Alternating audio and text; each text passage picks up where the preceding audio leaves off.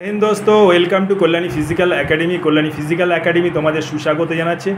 आज के अनेक दूर থেকে কলকাতা সল্টলেক থেকে চলে এসেছে আমাদেরই খুব পরিচিত, এক সময় আমাদের সঙ্গে ইউনিয়নেও ছিলেন উনি। সেন্ট্রাল আর্মার্ড পুলিশ ফোর্সের যে ইউনিয়ন, সেই ইউনিয়নে উনি সব মেম্বার ছিলেন।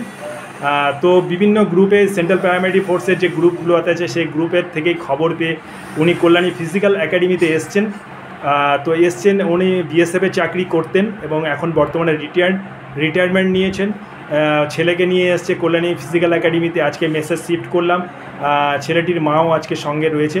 তো আমি দাদার থেকে একটু কিছু জেনে নিতে চাইছি, কেমন জায়গা, কেমন লাগছে, পরিবেশ কেমন, এই বিষয়ে যদি একটু একটি কথা বলুন। হ্যাঁ, এখানে জোরে বলবেন দাদা, শোনা যাবে না। বাতাবরণ খুবই ভালো, দেখলাম চারিদিকে গাছপালা, মানে রাস্তা পরিষ্কার এবং খোলামেলা জায়গা, তো খুবই সুটেবল এরিয়া এটা।